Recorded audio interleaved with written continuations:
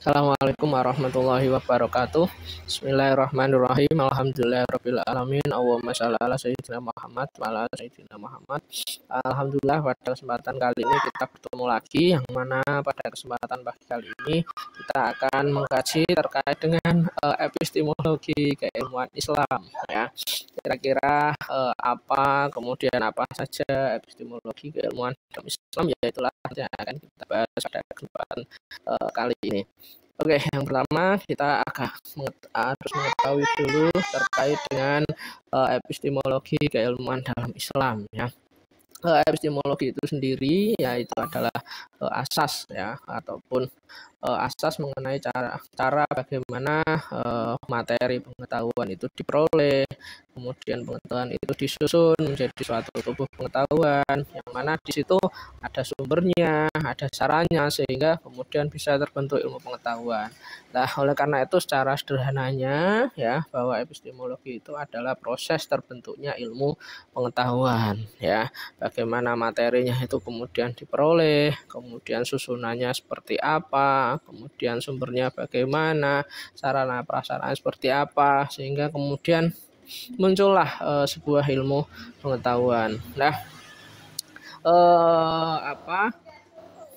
dalam epistemologi itu sendiri, ya, itu tergantung bagaimana ontologinya ataupun hakikatnya. Karena kalau kemudian hakikat dari ilmu pengetahuan itu sendiri itu istilahnya mempengaruhi, ya, epistemologi dari ilmu pengetahuan. Misalnya ilmu Islam dengan ilmu umum, kemudian ilmu tauhid, ya, ilmu lah itu ontologinya ataupun hakikatnya itu akan mempengaruhi epistemologi dari ataupun proses terbentuknya ilmu pengetahuan itu sendiri. Ada beberapa istilahnya proses terbentuknya ilmu pengetahuan, ya, ataupun epistemologi itu sendiri, ya. Ada yang namanya rasionalisme, ya, yang berdasarkan pada akal, kemudian empirisme yang berdasarkan pada pengalaman, ya, kemudian rasionalisme kritis, ya, yang berdasarkan pada ini sama, ya, pada akal tapi secara kritis, kemudian positivisme, ya, fenomenologi, ya, itu adalah beberapa paham terkait dengan epistemologi ataupun terkait dengan proses terbentuknya ilmu pengetahuan itu sendiri, yang mana dari beberapa epistemologi itu tadi, ya, proses terbentuknya ilmu pengetahuan itu tadi ada kelebihannya dan juga ada kekurangannya sendiri-sendiri. Cuman kita tidak akan membahas itu lebih jauh. Yang akan kita bahas adalah bagaimana epistemologi keilmuan di dalam Islam itu sendiri, kira-kira apa saja, ya. Oke. Selanjutnya, ya, ini ada beberapa model ataupun beberapa macam epistemologi, ya, ataupun proses terbentuknya ilmu pengetahuan dalam Islam. Yang pertama adalah model berpikir ataupun model epistemologi bayani, seperti itu. Nah, model epistemologi bayani itu sendiri, ya, ini merupakan model ataupun epistemologi khas Arab, ya. Dalam artian karena kita tahu bahwa Al-Quran sendiri itu adalah turun di Arab, ya, maka epistemologi ini khas Arab. Kenapa dikatakan demikian? Karena epistemologi bayani ini, ya, adalah di mana epistemologi itu ataupun proses terbentuknya ilmu pengetahuan, proses mendapatkan ilmu pengetahuan itu didasarkan pada otoritas teks, ya. Dalam hal ini ketika kita berbicara terkait dengan otoritas teks, ya, dalam Islam itu ada Al-Quran dan juga hadis, ya, seperti itu.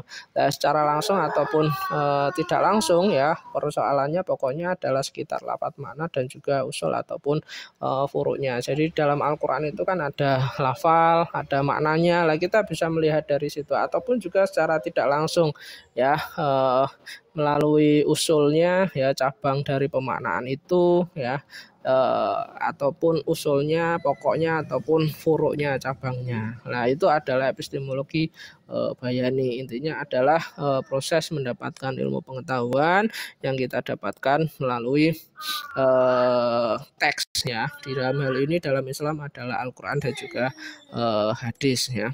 Terus yang selanjutnya adalah epistemologi irfani ya. Epistemologi irfani ini adalah proses terbentuknya ataupun cara mendapatkan ilmu pengetahuan yang didasarkan pada analisa teks ya, tetapi dengan rohani ya, di mana dengan kesucian hati diharapkan Tuhan akan melimpahkan pengetahuan langsung kepadanya ataupun orang yang memperoleh itu. Jadi di sini tetap berdasarkan pada teks, namun irfani ini sendiri ya lebih pada proses mendapatkan ilmu pengetahuan itu dari petunjuk dari Allah ya, ataupun petunjuk langsung dari Tuhan seperti itu. Kalau nabi ya disebut dengan wahyu ya, kalau manusia ya disebut dengan ilham seperti itulah. Hanya kemudian orang-orang suci ya, orang-orang yang hatinya suci, orang-orang yang sangat dekat dengan Allah yang nantinya akan mendapatkan petunjuk ataupun ilmu yang bersifat irfani itu sendiri ya. Oleh karena itu kita kalau mau mendapatkan petunjuk langsung dari Allah ya, mau mendapatkan ilmu ataupun proses terbentuknya ilmu melalui irfani ya, kita memang harus senantiasa beriadah ya, mendekatkan diri kepada Allah ya, agar supaya kita mendapatkan petunjuk ya. Mungkin ilmu ini diberikan kepada orang-orang alim ya, seperti kadang orang alim itu tahu sebelum kejadian. Lah itu adalah salah satu bentuk epistemologi irfani ya, ataupun pemikiran-pemikiran yang lain ya, yang datangnya dari orang-orang alim ya, karena memang itu merupakan bentuk petunjuk dari Allah Subhanahu wa taala. Terus yang selanjutnya adalah epistemologi burhani ya. Epistemologi burhani ini ya epistemologi yang didasarkan pada kekuatan rasio akal ya, yang dilakukan lewat dalil-dalil logika. Jadi kita mendapatkan ilmu pengetahuan itu melalui rasio, melalui akal kita ya, melalui dalil-dalil logika, dalil-dalil akal yang kita lakukan ataupun pemikiran. Ya misalnya melalui kegiatan-kegiatan empiris ya, melalui kegiatan-kegiatan penelitian, kegiatan-kegiatan uji lab yang mana itu melibatkan akal dalam pelaksanaannya seperti itu. Terus kemudian ini macam-macam epistemologi secara umum. Kalau tadi epistemologi dalam Islam ya, ini epistemologi secara umum ya. Ada epistemologi subjektif, yaitu cara mendapatkan ilmu pengetahuan itu dari diri kita sendiri. Terus kemudian yang kedua epistemologi moral, yaitu cara mendapatkan ilmu pengetahuan itu dari aturan-aturan yang berlaku, moral-moral, norma-norma yang ada di dalam masyarakat. Terus kemudian epistemologi religius ya, yaitu proses terbentuknya ataupun mendapatkan ilmu pengetahuan melalui ajaran agama ya.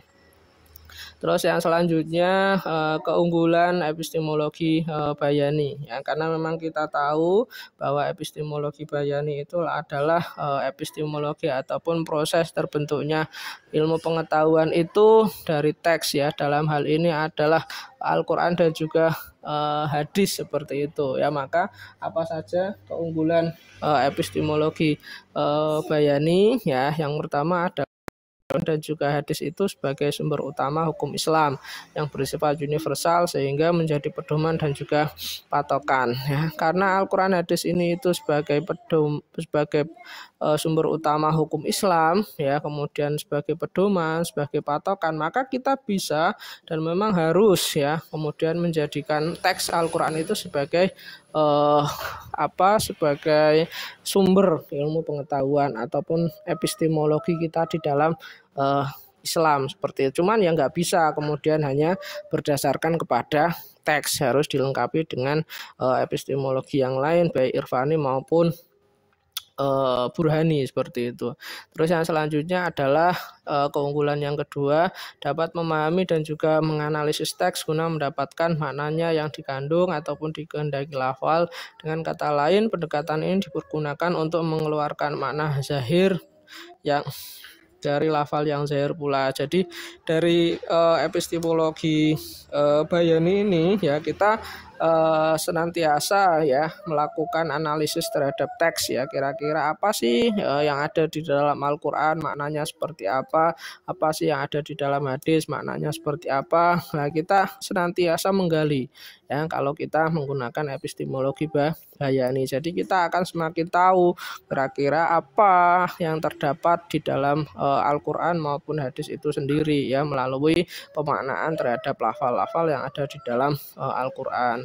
Terus kemudian istimbat ya, dari epistemologi Bayani ini kita senantiasa melakukan pengkajian hukum ya terhadap apa-apa yang ada di dalam Al-Qur'an dan juga hadis. Jadi misalnya ini hukumnya apa di dalam Al-Qur'an, seperti apa di dalam hadis, seperti apa. Lah kita kembalinya kepada Al-Qur'an maupun hadis, karena memang pendekatan ini adalah pendekatan yang bersifat tekstual seperti itu. Jadi ya dalam kita melakukan kajian hukum ya kita senantiasa akan mencari apa yang ada di dalam Al-Qur'an maupun hadis. Kita senantiasa melakukan istimbat ataupun pengkajian apa-apa yang ada di dalam Al-Qur'an maupun hadis ya. Yang selanjutnya adalah keterbatasan ataupun kelemahan dari epistemologi Bayani ya. Yang pertama adalah belum bisa memberikan pengetahuan yang pasti. Jadi Al-Qur'an itu kan sifatnya tafsir ya, pemaknaan ya. Hadis juga demikian, sifatnya adalah tafsir ataupun pemaknaan. Yang namanya tafsir ataupun pemaknaan itu kan bisa salah, bisa benar. Makanya di dalam epistemologi Bayani ini kelemahannya ya karena memang berdasarkan tafsir ya ataupun pemaknaan ya, maka ya kita tidak bisa kemudian menemukan ataupun mendapatkan pengetahuan yang pasti ataupun qot'i seperti itu, karena memang sifatnya adalah tafsir pemaknaan ya, yang mana tafsir itu sekali lagi bisa benar bisa salah. Makanya dalam pemaknaan itu beda-beda antara Muhammadiyah, antara NU, kemudian antara Persis ya, antara FPI, antara Wahabi, antara Mu'tazilah, antara Asy'ariyah, Qadiriyah dan lain sebagainya. Itu mereka memaknai Al-Qur'an itu berbeda-beda, menafsirkan Al-Qur'an secara berbeda-beda. Lah itu juga kebenarannya juga istilahnya ya relatif seperti itu ya. Terus yang selanjutnya kurang peduli terhadap isu-isu keagamaan yang bersifat kontekstual. Jadi seperti yang kita ketahui bahwa Al-Qur'an itu turun 14 abad yang lalu. Tentunya sekarang ini dunia mengalami perkembangan-perkembangan yang luar biasa, perubahan-perubahan yang luar biasa. Konteks sekarang jelas sangat berbeda dengan apa yang ada pada saat Rasulullah menerima ataupun mendapatkan wahyu seperti itu ya, dengan sangat berbeda. Misalnya kalau dulu nggak ada Facebook, sekarang ada Facebook ya. Dulu nggak ada WhatsApp, sekarang ada WhatsApp. Nggak ada email, dulu nggak ada email, sekarang ada email.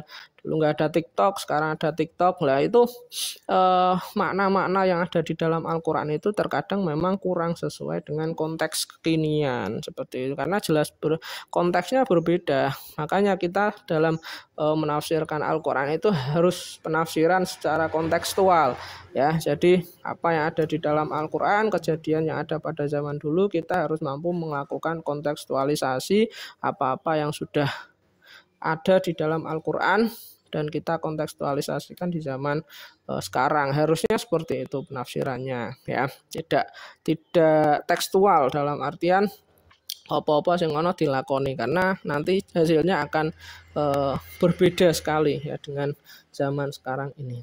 Terus kemudian kajian dalam model epistemologi Bayani itu tidak diperkuat dengan analisis konteks, bahkan kontekstualisasi ya, seperti yang saya sampaikan tadi bahwa epistemologi Bayani ini adalah epistemologi yang tekstual. Jadi apa yang ada dalam Al-Qur'an, apa yang ada di dalam hadis ya, itu sekali lagi belum tentu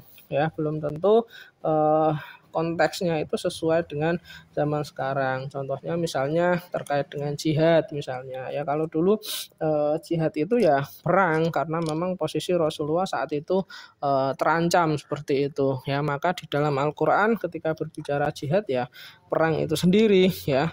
Cuman ketika di zaman sekarang apakah jihad itu perang? Ya kan tidak juga kan seperti itu ya, tidak seperti itu karena konteksnya berbeda. Karena sekarang ini orang Islam kan tidak terancam ya, jenengan juga tidak terancam sebagai orang Islam di Indonesia yang ngapain perang. Maka dari itu kita tidak hanya kemudian melakukan epistemologi bayani saja, tapi juga harus melakukan kontekstualisasi terhadap isi teks tersebut ya, dengan melihat bahwa oh jihad itu berjuang, maka perjuangan di zaman sekarang seperti apa, misalnya mahasiswa menuntut ilmu itu juga merupakan bagian dari jihad ya, karena berjuang menuntut ilmu ya. Kemudian apalagi melawan hawa nafsu itu juga merupakan bentuk perjuangan ya, karena memang berat sekali melawan hawa nafsu di era sekarang ya. Jadi sekali lagi itu kelemahan ya. Jadi kita tidak boleh kemudian hanya sekedar melihat teks saja ataupun melihat melakukan epistemologi bayani semata seperti itu. Terus yang selanjutnya keunggulan ya dari epistemologi irfani ini subjektif karena memang berdasarkan dari pengalaman individu ya. Misalnya Gus Dur ya, Gus Dur itu pernah mengatakan bahwa kelak perekonomian dunia akan dikuasai oleh Cina, India dan juga Indonesia. Maka Gus Dur menyarankan untuk kemudian membuat segitiga dunia seperti itu ya. Indonesia diminta untuk bekerja sama dengan Cina dan juga dengan India lah. Itu belum kejadian, ternyata sekarang ini apa yang disampaikan oleh Gus Dur itu terkejadian, bahwa ekonomi sekarang ini bergeser ke Cina, bukan lagi ke Amerika. Lah itu kan subjektif ya, berdasarkan pengalaman beliau ataupun berdasarkan petunjuk ataupun ilham yang diterima oleh beliau seperti itu. Itu ya, jadi memang subjektif, sifatnya subjektif ya, sesuai dengan apa yang diterima oleh orang yang mendapatkan ilham ataupun orang yang mendapatkan petunjuk dari Allah ya, sifatnya subjektif. Kemudian saran dipakai adalah hati ya, kejernihan jiwa ya. Jadi kalau kemudian orang-orang yang mendapatkan petunjuk ataupun ilham itu mereka adalah orang-orang yang memiliki kejernihan jiwa ya, jiwanya bersih, selalu melakukan riyadhah, selalu melakukan penyucian jiwa ataupun tazkiyatun nafas seperti itu, sehingga Allah cinta, Allah senang pada mereka, kemudian diberi petunjuk, kemudian diberikan ilham ataupun diberikan ilmu ya. Itu ya, kalau kita pengen mendapatkan itu ya kita harus senantiasa riyadhah dan juga menyucikan hati ataupun jiwa. Kemudian pengetahuan bersumber dari institusi-institusi musyahadah ya, dan juga musyafahah, lebih dekat dengan kebenaran daripada ilmu yang digali dari argumentasi rasional dan juga akal. Jadi sekali lagi, karena memang irfani ini langsung dari Allah, maka kebenarannya itu ya apa ya, istilahnya benar seperti itu ya, daripada sekedar ilmu-ilmu yang digali dari akal ataupun dari rasional ya, karena memang langsung dari Allah, maka kebenarannya ya sangat benar sekali daripada hanya sekedar argumentasi akal ataupun argumentasi rasional. Terus yang selanjutnya, keterbatasan irfani ya hanya dapat dinikmati oleh segelintir manusia yang mampu sampai taraf pencucian diri yang tinggi ya, seperti yang saya sampaikan tadi, karena memang ini adalah proses terbentuknya ilmu pengetahuan yang diberikan oleh orang-orang pilihan, orang-orang yang dicintai oleh Allah ya. Jadi orang yang dicintai Allah dapat petunjuk, dapat ilham, lah itulah yang mendapatkan. Maka hanya bisa dinikmati oleh segelintir orang, yaitu orang-orang yang dekat dengan Allah itu sendiri, ataupun orang yang senantiasa melakukan penyucian hati ataupun penyucian jiwa ya. Kita belum bisa, karena ya kalau saya sendiri belum bisa, karena memang secara jiwa, secara hati mungkin belum terlalu suci ya. Tuh. Terus kemudian bergantung pada kehendak Tuhan. Jadi terserah Allah ya, mau memberikan petunjuk itu kepada siapa, mau memberikan ilham itu kepada siapa ya. Kita tidak terserah Allah ya untuk kemudian mendapat petunjuk. Terus yang selanjutnya adalah kelebihan Burhani. Kalau Burhani sendiri ya tadi proses terbentuknya ilmu pengetahuan melalui rasio ya, melalui akal, logika akal seperti itu.